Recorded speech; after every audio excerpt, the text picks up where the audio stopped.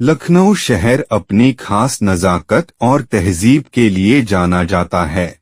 यह भारत का सबसे बड़ा और खूबसूरत शहर है। शहरी आम के बाग तथा चिकन की कढ़ाई का काम भी बेहद प्रसिद्ध है। इस शहर की अपनी अलग संस्कृति, खानपान और प्राचीन इतिहास है। इसलिए लोग हर साल दूर-दराज से लखनऊ जैसे शहर की संस्कृति को निहारने और कई नवाबी खानपान का लुत्फ उठाने आते हैं। जब भी हम लखनऊ शहर में शिरकत करते हैं तो एक कहावत यकीनन हमें जरूर सुनने को मिलती है, मुस्कुराइए आप लखनऊ में हैं। मगर क्या आपने कभी सोचा है कि जिसे तहजीब का शहर या नवाबों के शहर कहा जाता है, उसके नाम का क्या अर्थ है या इसका इतिहास रहा है? अगर नहीं तो आइए जानते हैं लखनऊ शहर से जुड़े रोचक तथ्य। लखनऊ का इतिहास।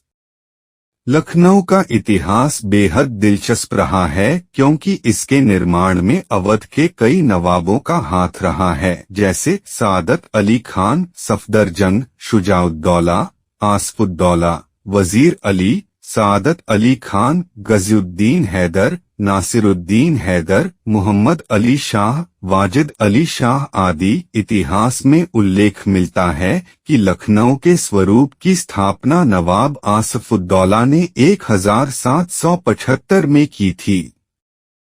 उस वक्त लखनऊ का नाम अवध हुआ करता था और यह शासकों की राजधानी हुआ करता था। राजधानी के दौरान यह काफी फेमस हुआ और 1850 में लखनऊ के अंतिम नवाब वाजिद अली शाह थे। इसके बाद अवध पर ब्रिटिश साम्राज्य का शासन शुरू हो गया।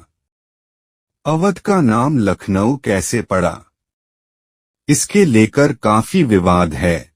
कई इतिहासकारों का मानना है कि लखनऊ को प्राचीन काल में लक्ष्मणपुर और लखनपुर के नाम से जाना जाता था। कहा जाता है कि अयोध्या के राम ने लक्ष्मण को लखनऊ भेंट किया था। लखनऊ में मौजूद हैं एक जैसे 2 मकबरे। वहीं लखनऊ का नाम लाखन अहीर नामक व्यक्ति से प्रभावित होकर रखा गया है। कहा जाता है कि राजा लाखन की पत्नी का नाम लखनावती था और राजा ने अपनी पत्नी के लिए किला लाखन का निर्माण भी करवाया गया था। इसलिए कुछ दिनों तक लखनऊ का नाम भी लखनावती चलता था। राजा लाखन ने लखनावती वाटिका का निर्माण कराया था। लखनऊ को नवाबों का शहर क्यों कहा जाता है? यकीनन आपके अपने बड़ों से सुना होगा कि लखनऊ नवाबों का शहर है, मगर क्या आपने कभी सोचा है कि इस शहर को नवाबों के शहर के नाम से जाना जाता है? क्योंकि इस शहर का इतिहास ही इसे अन्य शहर से अलग और खास बनाता है। शाहजहां बेगम के बारे जानें। यहाँ का रहन-सहन, खानपान, भाषा, इमारतें, पहनावे आदि में राजसी जीवन की झलक दिखाई देती है, क्योंकि इस शहर पर कई अरसों तक नवाबों का शासन रहा है और कहा जाता है कि इस शहर के स्वरूप की स्थापना नवाब आसफुद्दौला ने की थी।